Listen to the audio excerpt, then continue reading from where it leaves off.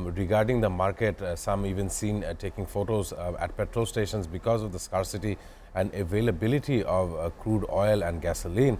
Not just that, we do see it is eye-opening for humanity, for humankind. When you talk about NASA's Artemis 2 launch, it has been attempted after 50 years. And that is a milestone for this very month. And of course, Donald Trump did not mention it in his 19 minutes discussion yesterday night. However, common Americans are celebrating the fact that there was a successful launch. Back into the studio with Mohsen Rashid. As you were hearing Norman Floyd talking about whether it was necessary at this very moment, some were suggesting that the escalation between, or the retaliatory issue in military terms, there would be a very drastic action coming up with the terms being used, sending them back to the Stone Age. That is, of course, talking about powers that have not been used for many, many decades down the line. Do you think a probable use of that kind of force is on the docks for the US? I am in complete agreement with Norman in as much as the launch of the mission is concerned. Yes, there will be opinions. Is it the right time or is it the wrong time to do it? But then since they were prepared, I think postponing it now for the war or doing things like this would perhaps incur more costs, and that perhaps would not be good for NASA. So I totally agree with him that okay, fine, they need it, this should have been done. They should have been earlier because the launches were being done by private sector and certain accidents had also taken place. However, coming to Iran, you see, there is no possibility whatsoever for the Americans to win this war. Well, wars never have victors. Right, there are no winners. Right. I mean, you only have losers, because you lose in terms of economy, you lose people, you destroy properties, and so never there is a victor. But people can imagine in their mind that such and such is a victor or such and such is a loser. That is another issue, but nobody wins. You see, to do whatever is being done in Iran, how much money is the American economy spending on this? Huge. Yeah, $2 billion a day. $2 billion in a day. So just imagine, Norman, this is not how you work, and there was no necessity for this. I mean, I know the Zionists have a huge program from the Nile to the Mediterranean, Euphrates. I know they want to take Kuwait, Saudi Arabia, Iraq, Lebanon. I know, I am aware of that. But still, Iran is outside that greater Israeli project or the Zionist project. Iran does not come within that periphery of whatever they are planning. So we are now civilized. We have got international laws. We have got the United Nations. We must act civilly. With civility, we cannot do what Trump is doing. I mean, he came pledging that he would be stopping wars. He came pledging that the Ukraine war would stop within 24 hours or something like this, you see. But what have the American people got, or what has the world got? I mean, the American people or the administration projects itself as a global leader, but is it behaving like a global leader?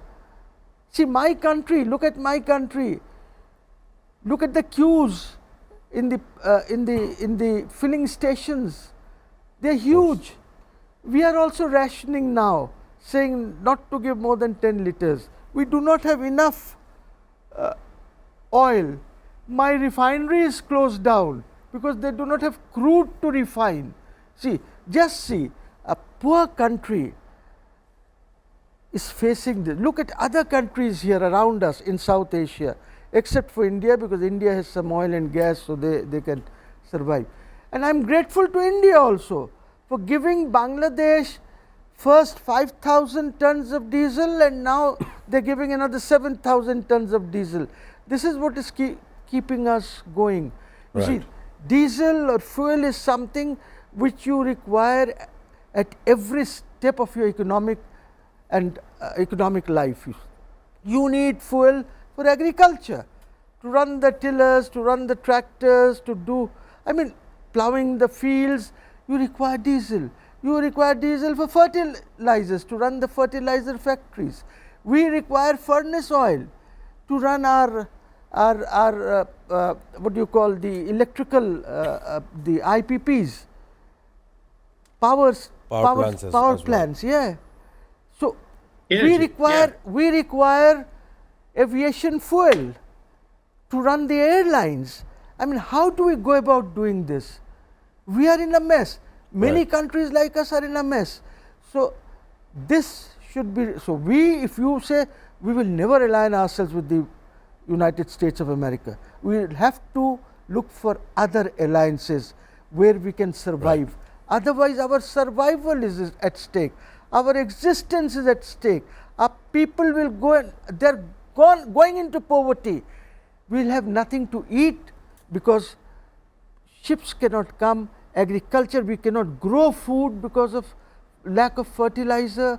So, you know, what happens to this almost 200 million people of Bangladesh? Similarly, millions of people who are suffering, say in the African continent and in other places. So, I mean, nobody has thought of the people. Americans are suffering. As Norman very rightly said, look at the groceries, look at people becoming homeless, unemployment is growing. The whole world is facing this, and this administration does not recognize this. And Hegseth, who is another, I mean, a criminal of the highest order, he is asked his stockbrokers to purchase the stock of these industries like Martin and others who manufacture war materials, Right. arms, ammunitions, rockets, missiles. He's instructed his lawyer to do that. I mean, he wants to invest a few millions in buying these stocks so that these would go up and he would become a multi-billionaire. I mean, this is where we are. The ground reality. It's Yeah. the ground reality. These scoundrels like Hegseth and others, they are in administration. Trump must realize, I like Trump. It's not that I dislike him. But why has he gone to this war? In his first term, he never did this. He was doing the right things, going to North Korea, going to other places, resolving these issues so that we don't get into war or there's no nuclear war or nothing like that. But I don't know what's wrong with him. He even does not have good people with him now. Rubio is another criminal of the highest order who wants to become the president of Cuba, if possible, if they can take Cuba. I mean, with these kind of people, you run a government and call yourself as the leaders of the free world? It's a joke. It's a joke.